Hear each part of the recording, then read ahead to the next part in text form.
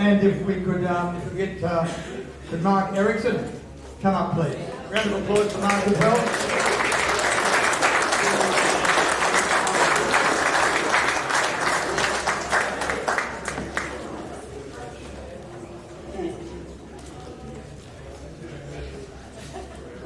Jeez. How do I follow that? It's incredible. Well, ladies and gentlemen, look, firstly, I just have to say it's remarkable when I look around the room here today. Not only have we got a lot of supporters, but we've got some great fighters and we've got a team of ring officials as well. That I just would like to just acknowledge. We've got the former world title challenger in Ricky Thornberry up there. Rick, I know you're here, we'll probably say hello again. We've got a couple of the finest runners in the sport here. We've got Noel Thornberry. We've also got, where is he? Mark Wilson, of course, I wasn't forgetting Mark, and of course Steve Della from Fortitude Boxing. And we've also got some great ring officials, Rod Payne, who's one of my judges, and we also had Mark Osborne, an Australian National Boxing Federation judge as well, and of course I can't forget the Tango brothers that are here as well, and also Ronnie Doo. Ronnie Doo was the very first week that I became a professional referee. I judged his fight against Paul Briggs, and so that was how far that's 30 odd years ago, so it's amazing, mate. So it's welcome, lovely to have all you guys here. And now let's get on to this next induction, and I haven't got a lot of time, but by golly, this guy has got some runs on the board. Mark Ericksen, welcome, mate, to the stage, mate. Hi, Bradley, how are you? Good, mate. I've never been better, and it's an absolute honour to be able to be here in Inductee. Mark Ericksen was born in the land of the long white cloud. Yes, he was born in Auckland. In 1981, I might take these damn glasses off, they didn't work, and I won't check them. So he arrived on the doorstep of a mutual friend of ours in Melbourne. He had 2 bags. Mark was a pretty snappy dresser, and still is. One bag was full of his tailor-made suits, shirts, ties and shoes. The other bag was full of passion and love for the sport of boxing.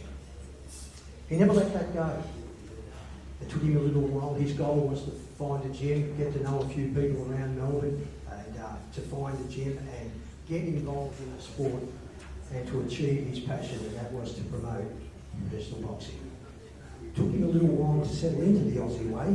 He settled in, but settle in he did. His very first fight that he promoted was on the 3rd of June 1987 down on the Gold Coast. This was the birth of his promotional company called Pacific Promotions that runs to this very day. His company and his loyal staff stayed strong for 30 years.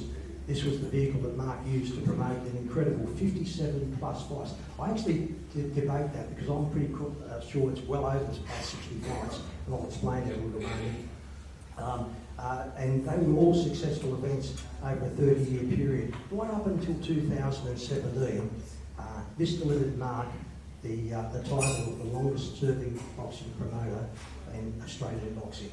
So that's a pretty good favour. I think he deserves a round of applause.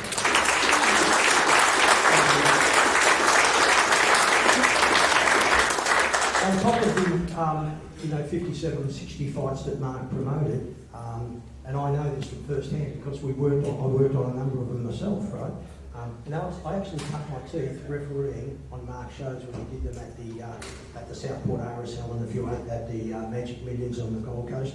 And but Mark also, and he never even brought this up.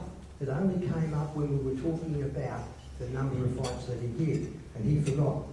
He approximately did 12 fights in aid of the Leukemia Foundation and for the Brisbane Royal Children's Hospital. That was over a 10-year period, and it realised tens of thousands of dollars. I can remember at different times it was $15,000 here, $12,000 there, and we all worked. Mark put all that together and donated all of that money to a very worthy foundation. I can't hear you! Late in 2017, Mark decided to have a little bit of a break, probably a year or a year and a half, just to spend time with his growing young family and to concentrate more on his business interests. And he was scheduled to return in 2020. Sadly, COVID arrived and delivered a knockout blow, and not just our sport, but to the everyday Australian way of life. His 2 years turned into 7. Mark has also recently, earlier on this year, announced plans to start promoting again in early 2005. In 2001, Mark proudly became an Australian citizen. Oh, that was well done, Mark. So, now, your first trainer, Guy, was a trainer that I knew very, very well, and his name was Max Bescott, TV Ringside Trainer of the Year. Max trained a lot of amazing young fighters over the time, and I'll mention them. There was Leo Young, Michael Carpenny, Paul Buxton, the man in blue sitting beside me, Hector Thompson, Barry Michael. They were the guys that were there preceded you. Right? And so 30 years on after that, how did you get into Max Bescott's gym? Because Max moved from Melbourne about probably 10 years before I did. How did you find him Max's gym? Well, I had a couple of mates I met, they're over there, Tony Schwalber and Vivian Schwalber. I met them in '87. And we became good mates. You can stand up, guys, and like yeah, they're responsible for being the boxers. So stand up, please, Viv.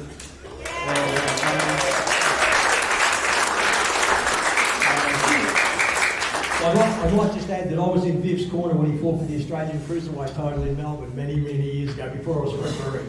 So Viv was a boxer, and I was training with him with Max, and he'd go down there most days. Sometimes I train harder than Viv. And he said to me one day, I can't get fights. I said, why not? So I need a manager. I said, okay, how do you do that? So I'm not sure. So Max told me, and I became a manager. And about 3 months later, we hadn't got any fights. Viv said, I need a promoter. I said, how do you do that? Max told me. So I said, okay, we became a promoter. So I hopped my car, I put a show on at the Gold Coast Arts Centre. I hired a dinner suit like Don King. I looked through the curtains, about 30 people there. I joined them, took the dinner suit off. It took 6 months to get my car back. And we never looked back. Well, I thought we'd just, it took me 10 years to get Promoter of the Year from the AMPF. And, hang on, you're taking my line out of there. Sorry. Get out. Don't keep going last. 30 years of promoting professional boxing, 400 fights you promoted. When you looked at an average of 6 fights for 60 shows, that's 400 fights that you promoted. More than 200 men and women fighters of all levels, not just novices, some really great fighters, especially women. Holly Furley, Sharon Amos, world champions.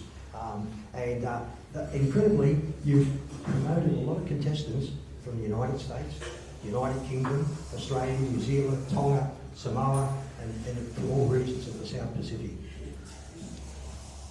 Did you? Yeah, well, I was a Kiwi, so that helped.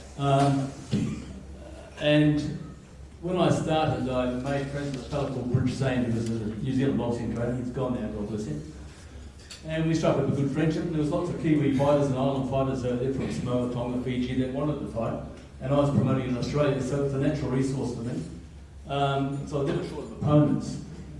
And it sort of took off from there.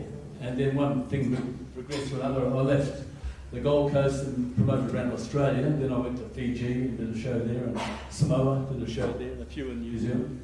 And yeah, sort of progressed from promoting at the Gold Coast to...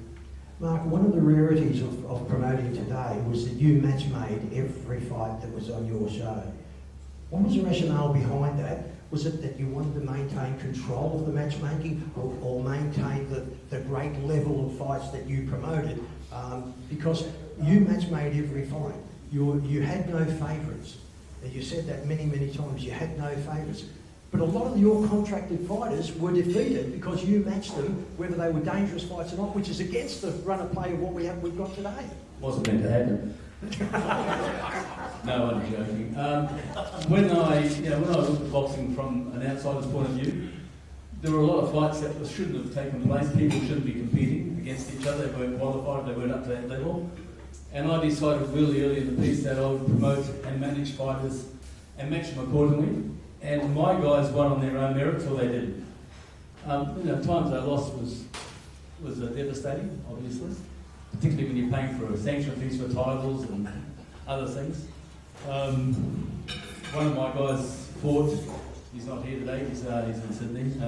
Fought a fellow, and he had a big entourage. He walked in like Muhammad Ali with about 20 people around him, He fought for 2 or 3 titles, which would sort of scrape the money to get into the fight. He lost it, and they all patting him on the back. I walked to the dressing room and said, "You fought like a girl." I had to leave the dressing room in a hurry. But that's the way it was. You know, if you were going to fight for a title on my show, you had to earn it, and you had to earn it fairly and squarely. I worked with the AMBS closely for many years and never challenged their decisions. At the end of the day, if you won, you're entitled to be the winner. And that's where it starts and finishes, you know? Mark, you were, after a couple of years promoted, you were invited to co-promote with a couple of the most powerful promoters in the sport at the time. From the UK, Mickey Duff, and from the United States, Ron Withers, who was also the president of the WBF Boxing Federation. How did that come about? And also, what was it like from a guy out here in Australia who'd been promoting a few years in Australia, you know, so if you ask the Americans, we're Australians and we're at a different level again. They're the best in the world if you ask them, they'll tell you, right? How did that feel? How did you go about that when you started doing promotions in the United States and other countries with these guys? It started with Jimmy Thunder, actually. Jimmy had been beaten by a fellow in Melbourne who was too good for him, outclassed him. He came to me, and if you look at all the heavyweight title fights in Australia and New Zealand for the last 30 years, the WBA, WBC and the IBF have never been fought for an Australian heavyweight division. And that's economic situation. We can't afford to put them on, unfortunately. But I got involved with a guy called Ron Skelf from the WBF, and the WBF title became available, so we promoted that in Townsville for Jimmy Thunder. He won that against Milton Bowen, which was sensational. He was the first Australian New Zealand boy to win a world heavyweight title. Then we went to New Zealand. They called us from Channel TVNZ and said, "Can you put a show on for 3 days and 3 weeks?" They had some political stuff they wanted to do, so we did it. Unfortunately, got defeated on points. We brought Johnny Nelson over, who then retained the WBO title for about 14 years in a row, so Jimmy got outpointed in that fight. I had a group of fellows who were who were officiating the fight, so they're all clapping themselves on the back after the fight, and they said, "Oh, it was a great night." I said, "No, you just sacked yourselves." They said, "What do you mean?" I said, "Well, I've got a Kiwi boy here from New Zealand, fighting for a world title, the first one in history, and he's lost by a point." So, and the other guy's not going to rematch. He didn't want to come back again. Johnny Nelson never ever fought heavyweight again after Jimmy. And so I said to the guys, "You've sacked yourselves, and we have to start again." You know, that's boxing. You didn't miss him. Didn't miss him, no. Mark, you were also registered in 1985 with the Australian National Boxing Federation. You also became licensed with the Boxing Authority of New South Wales, the British Boxing Board of Control, the Nevada State Athletic Commission, of course the NZPBA and the Fiji Boxing Council. They were really amazing, because I don't know of another promoter in this country that has ever, and I've been to the States many times and with my organising and doing fights for the WBC and the WBA, another Australian that has ever been licensed by the Nevada Athletic Commission, also another Australian that's ever been licensed by the British Boxing Board of Control as a promoter. So that really is a feather in your cap. To beat that, the WBO, the World Boxing Organisation, which was a young fledgling organisation, which is now one of the big four. So if you want to unify a world title, you have to fight for the WBO, the IBF, the WBA and the WBC, or you can't be the unified world champion. They made you the Vice President of Australia on the Asia and Pacific role. What an amazing effort that was. And can you remember what year that was? It was in the early 90s. Yeah. I just got a phone call out of the blue, and they asked me if I'd like to become the Vice President. And I stayed there for about a year and a half, you know. Right. But being a promoter, it was hard to be affiliated with an organisation and not have conflict of interest, because obviously they want to promote their boys, and so I had to walk away from it because I couldn't put my boys in their organisation unless it suited us and suited the boys, you know. So. And Mark, again, that says more about you than your ability, because to be a vice president of a regional body organisation, that wields a massive amount of power, and you can swing things that you probably couldn't, but you chose not to, and that says a lot more about you than what anybody would think. In the early 90s, you put your negotiating cap on and you negotiated network deals with, and not limited to, there were more, ESPN, Sky Channel, TVNZ, Fox Sports Australia, and of course Channel 9 as well. That was an amazing effort to do all of those, because a lot of your fights we could see on Channel 9, or we you'd see on TVSN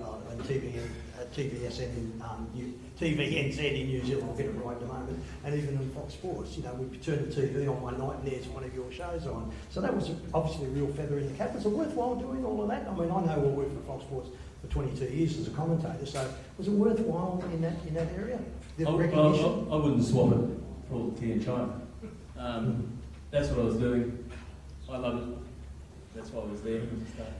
Mark, I'm just going to go through some of the fighters that you actually promoted in time, and I know we're done for time, but I just can't overstep this, you know, and not there because it did actually happen. Some of the, it's amazing. Your first fighter was a guy, stand up, Viv Schweiger, where are you? Stand up, Viv. This guy was his first fighter, and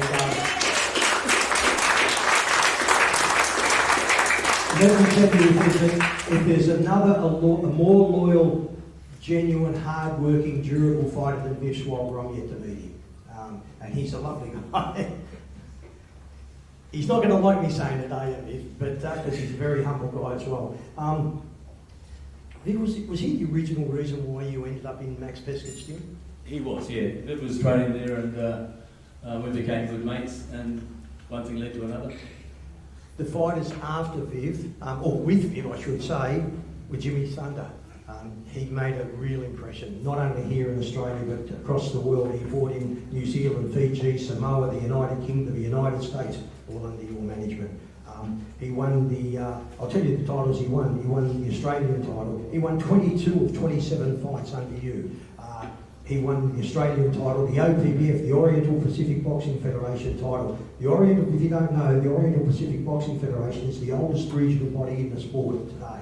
They aligned with the British Boxing Board of Control, and they formed the World Boxing Council, the WBC. Then the other titles, the Commonwealth, the WBC Continental, the WBF and the IBO World Heavyweight titles. The 1993 WBF World title you promoted in New Zealand was the very first professional world title fight in that country. That's a real feather in the cap. I didn't realise that at the time. That's amazing Because because we put the fight on, I didn't realise it was the first. It wasn't until the commentator said it on the television. it's amazing. You might recall an hour or so ago I mentioned about fighters, promoters, matchmakers and people involved in the sport. Don't get in the sport to say, well, one day I'm going to be inducted into the Hall of Fame. It's never even a consideration. The Hall of Fame wasn't even in business then. So what you did for all the right reasons. The next best fighter, well, certainly not maybe the next best fighter, but one of your best fighters, one of the great fighters in this country. I worked on his very first fight that he came over here when he fought James Grimer at Southport RSL, a guy that you promoted for a long time. His name was Carly Meehan. Meehan's Meehan. Now, Carly won 20 of his first 22 fights under your guidance, right? He won 19 straight.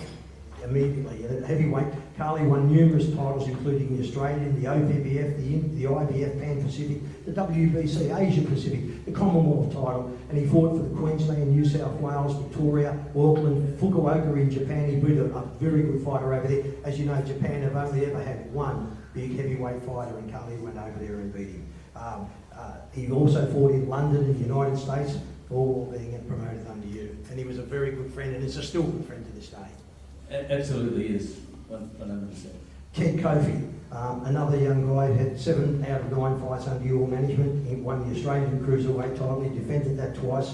Then he went and won the IBO, the International Boxing Organisation, which is a relatively new title, and it's one of the sort of alphabet soups we've got. Once upon a time there was only 1 or 2 titles, now there's 17. Right, so that maybe has that weakened the system, we all think so, but the IBO is now a reasonably recognisable title, and so he won that. And of course, I can't forget Julian Holland, the fighting farrier. I think everybody here will probably know him. He lived on the Gold Coast. He had his first 21 of 22 fights of yours that you managed, and he did the whole one.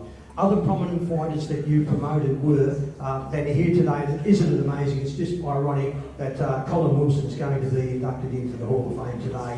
The great man I refereed to many times, Colin is over there. And Mark, you've had numerous times. His brother Blair is also here with us. Amazing to see his Blair and his father as well. And of course, then we had Paul and Nathan Briggs, John Wayne Parr. I refereed John Wayne Parr on the very first professional fight of your show. Gary Wills, I thought expected Steve Deller. Is Gary Wills not here today? No, Gary's not here. Steve's trained Gary Wills for a decade. Ian McLeod's not here, I know. Stephen Scriggins, I refereed him when he beat when Julian Holland beat him for the Australian title on your show at Southport RSL.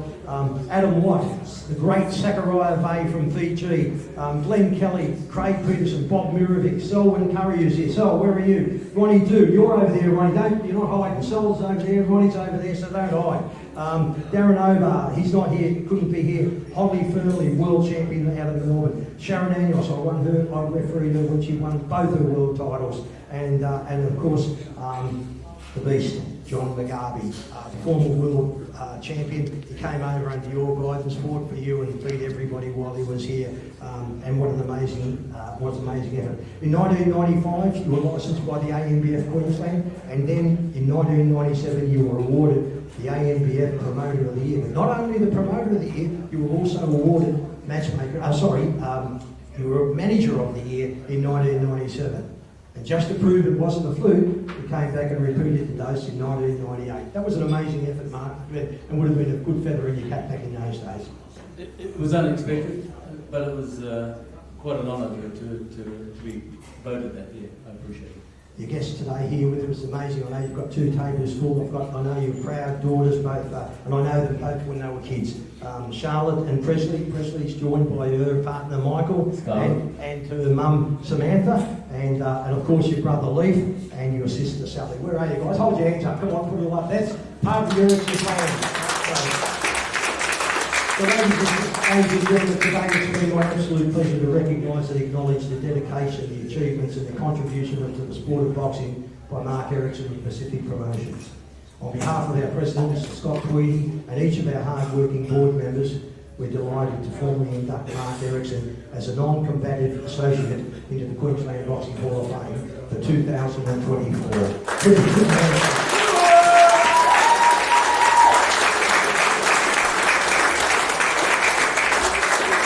And I know this thing, either or not, is irrelevant because Mark's not that sort of guy. He just wants to get the job over and done with, and I know that we'll cherish that, mate. And it's all. Say a quick couple of words before we go. Is there anything you'd like to say?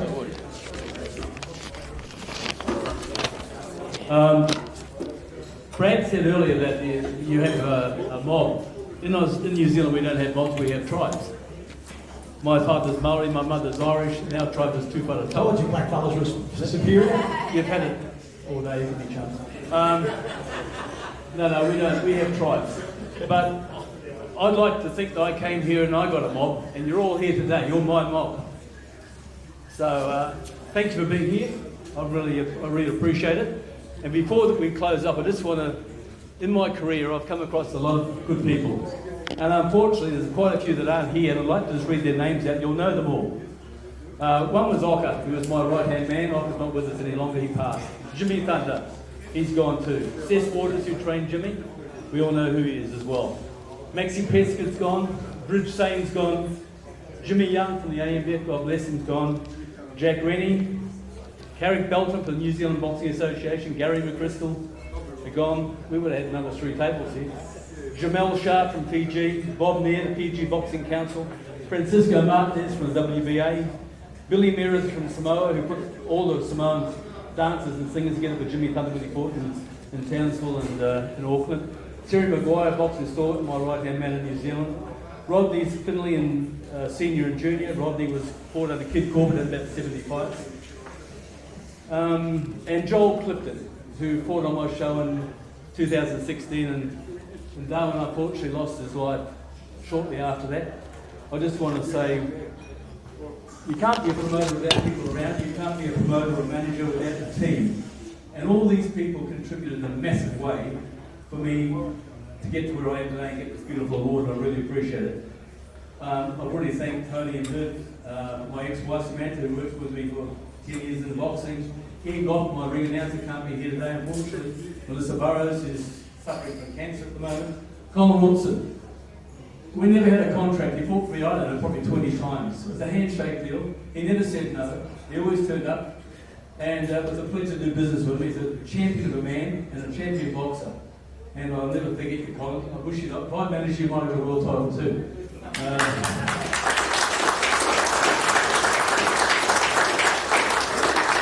Morris Thornbury, been a solid mate of mine for 35 years, and I believe he started promoting him about a week after me. He's going to try and get that change in the box rep, but that's not going to happen. I'm keeping a close watch on that. I've got some really good supporters over there with Chris Nice and Chase Murakami was meant to be here, couldn't be here, Ron Bilal, Brad from sitting beside me here, and John Hopper, I don't know if he's here today, Ron as well. My two beautiful daughters, my brother and sister, and everybody else here. Thank you very much for coming. It's a massive privilege. And we're nothing to do with it. Ladies and gentlemen, the 2024 award